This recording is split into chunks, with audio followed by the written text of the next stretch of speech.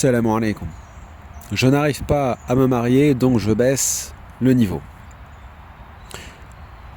C'est quelque chose que l'on voit assez fréquemment dans la vie des humains, c'est le frère ou la sœur n'arrive pas à trouver son futur conjoint, conjointe, et donc lui ou elle qui ont quand même un certain niveau, certains critères, donc il ou elle ont fait des études, ils sont pieux, ils sont discrets, bien élevés, bien éduqués, posés, réfléchis, intelligents, cultivés, ils fument pas, boivent pas, se droguent pas, fréquentent pas de gens infréquentables et ainsi de suite. Bon voilà, ce sont des gens très bien, machallah. Bon, ils n'arrivent pas à trouver leur même, en quelque sorte, leur alter ego. Bon, ils tombent que sur des catégories de personnes qui, dans l'absolu, initialement, ne leur conviennent pas. Le genre de personnes avec qui ils ne se mettraient jamais.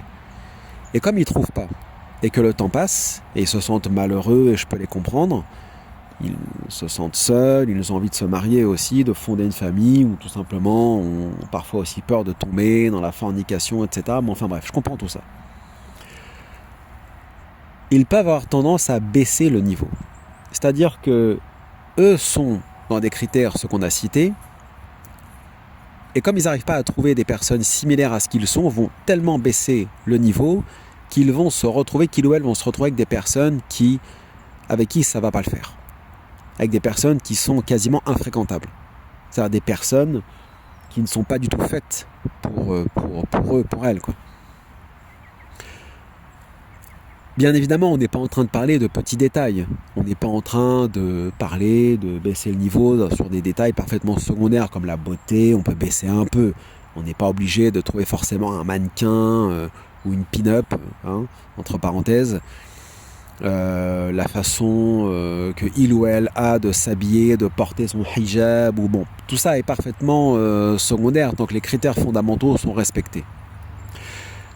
Sauf que là, on n'est pas en train de parler de ça.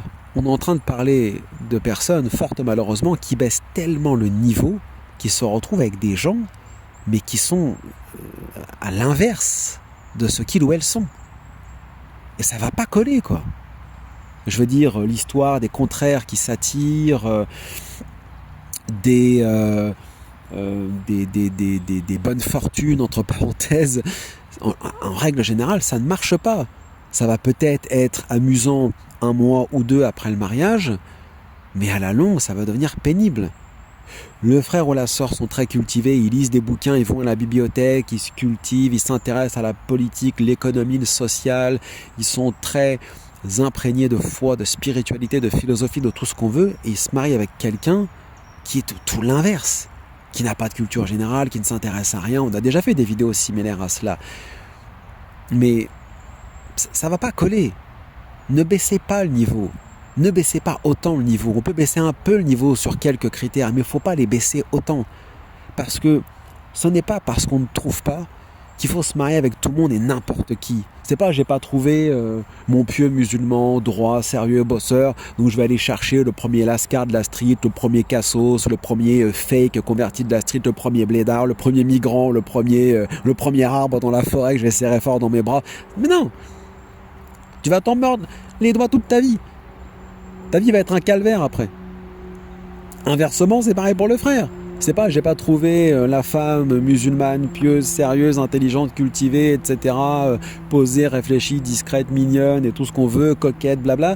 Donc j'épouse la première meuf du quartier que j'ai croisée en train de me servir un burger à Subway ou non.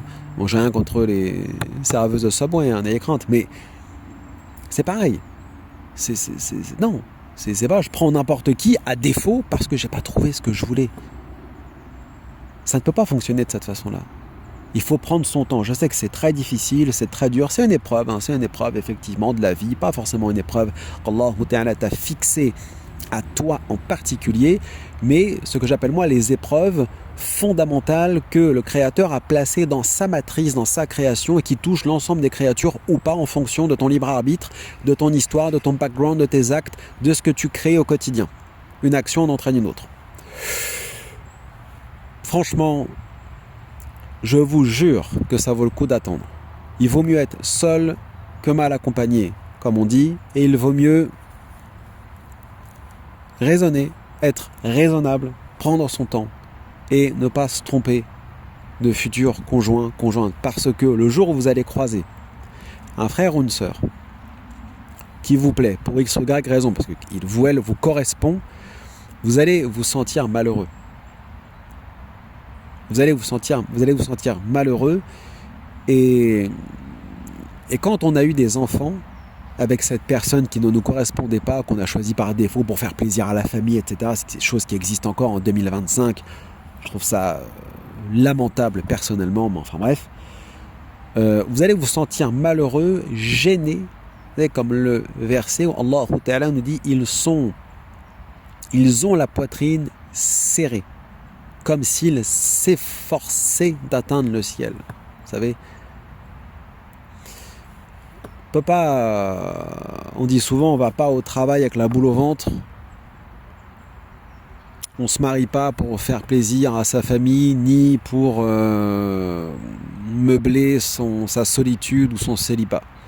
Ce n'est pas possible. Il faut vraiment choisir la personne qui nous convient. Après, sur des détails, on passe. C'est logique, ça arrive très souvent. On n'a pas à trouver le prince charmant, etc. Bon, tout ça est normal. Mais enfin, abaisser les critères à un niveau tout à fait inacceptable, il faut arrêter de se mettre au niveau de l'humanité. Je prends un autre exemple qui n'a rien à voir avec le mariage. Vous pouvez habiter dans une ville, un village, un quartier, etc., où vous êtes encerclé par les gens médiocres. C'est-à-dire par des gens mauvais, méchants, fourbes, vicieux, des cassos, des racailles, insupportables.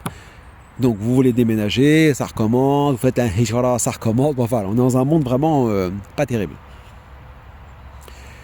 Ce n'est pas parce que toi, tu t'es éduqué, cultivé, que tu te sens bien dans ta peau, que tu es un peu rêveur, un peu idéaliste, utopiste, etc., que tu dois te mettre au niveau des autres pour survivre. Se mettre au niveau des autres est aussi une erreur. On le fait parfois, malheureusement, en entreprise ou à l'école pour éviter de passer pour le solitaire de service, de passer pour le ou de finir souffre-douleur parfois, hein, que Dieu nous en préserve, mais ça marche qu'un temps, ça. À un moment donné, il faut aussi être fier de ce qu'on a acquis, de ce qu'on a cultivé pendant des années, avec ses lectures, avec les bonnes rencontres, avec ses enseignants.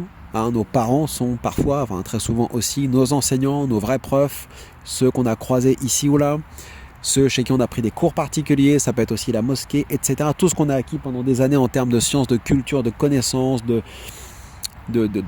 d'éléments positifs, on va dire, il ne faut pas le négliger parce que tout ce qui nous entoure n'est que négatif. Je vais devenir négatif pour survivre, non. À la limite, tu peux faire la hijra 50 fois. L'exil fondamental, le premier des exils, c'est l'exil intérieur. Pratiquez d'abord cette uzla, ce retrait intérieur, et puis rien ne nous force à côtoyer le monde extérieur. On va travailler, on va à l'école, et après on peut tout simplement rester chez soi. On n'est pas obligé d'avoir des amis, on n'est pas obligé de fréquenter la société si elle est néfaste ou mauvaise ou négative. On n'est pas obligé de s'inscrire dans un club de sport, comme on n'est pas obligé d'abaisser constamment le niveau pour trouver chaussures à son pied, comme disent certains. Non. Non, il faut vraiment... il faut se mettre un bon coup de pression et se dire, à la limite, vaut mieux quitter ce monde, Inch'Allah, seul, mais avec mon malheur, entre parenthèses, de solitaire, que de vivre avec un fardeau au quotidien. Parce que vivre au quotidien avec un homme ou une femme où ça ne le fait pas du tout, c'est lourd. Ça peut être très lourd. Il y a des personnes qui vivent ça et qui sont très mal. Et ça peut être très long. Très, très, très long. Surtout si on a, je ne vais pas dire fait l'erreur, mais si on s'engage au point d'avoir des enfants avec ces personnes. Donc, n'abaissez pas trop le niveau. Vous voyez, là je m'adresse surtout à ces frères et sœurs qui ont des profils bien particuliers, de personnes un peu... vous êtes un groupe de gens à part, comme on dit, vous sortez du lot, hein, vous êtes aussi rare qu'un un poil blanc sur un chien noir. Vous comprendrez.